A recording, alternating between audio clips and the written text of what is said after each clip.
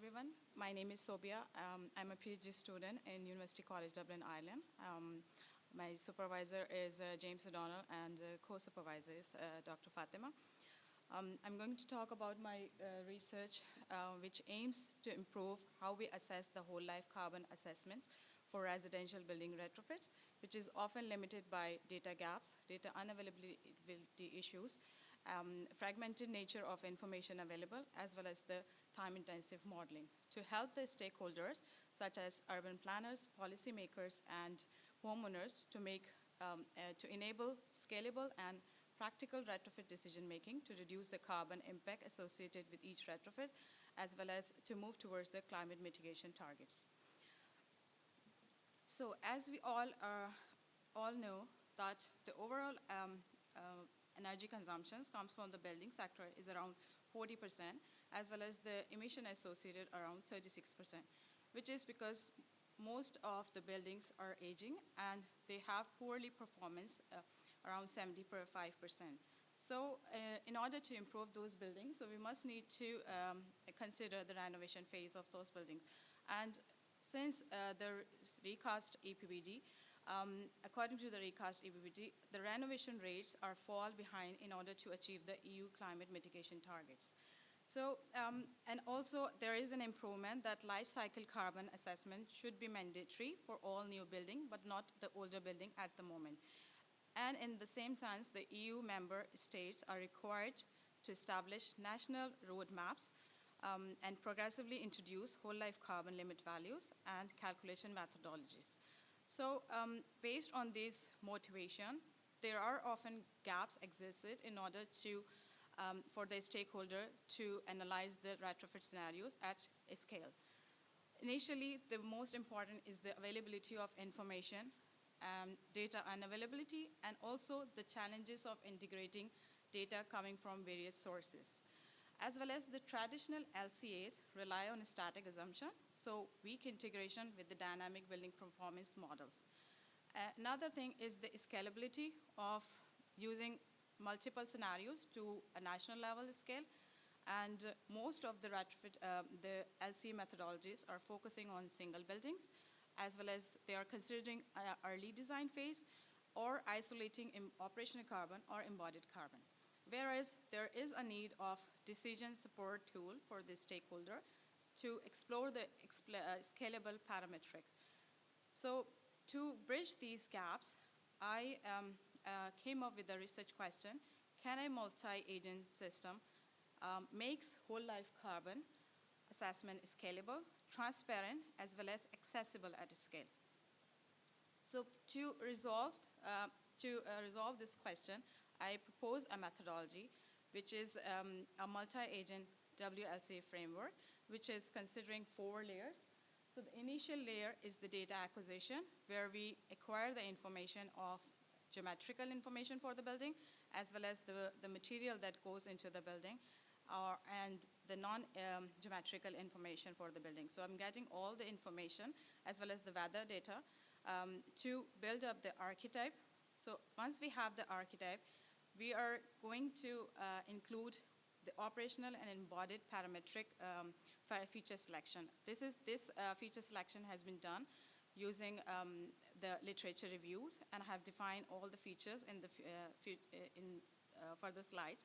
And then we done the parametric simulation for operational analysis and embodied analysis, and then feeding all the data into my KBS, which is not just acting as a storage, as well as providing the relationship between trade-offs of operational and embodied carbon.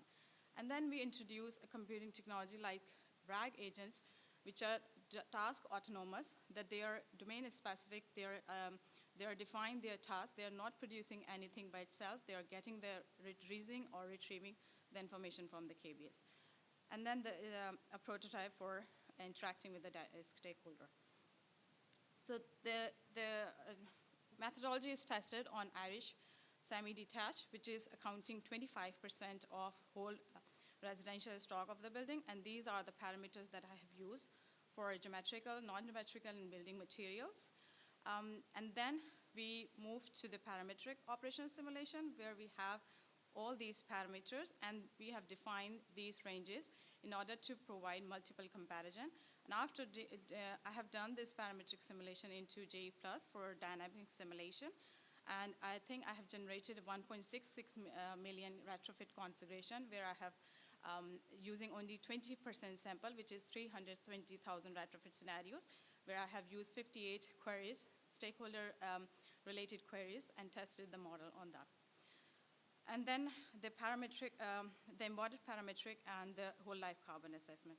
We do have some key assumptions since we are not getting the information just for 1 year, and we are improving the building to life cycle for our assessment period of 60-year lifespan.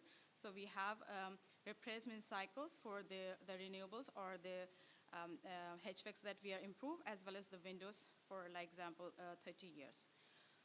And then we have these 4 specialized agents. The first one is the interface agent, which act as a normalizing the query, a plain text query, which is a natural language query, for helping the stakeholder, just like homeowners, so they can type in the query and they'll ask the system that whether they want to improve the house to a BR rating or something, and then if they want to include the heat pump or whether the PV panels.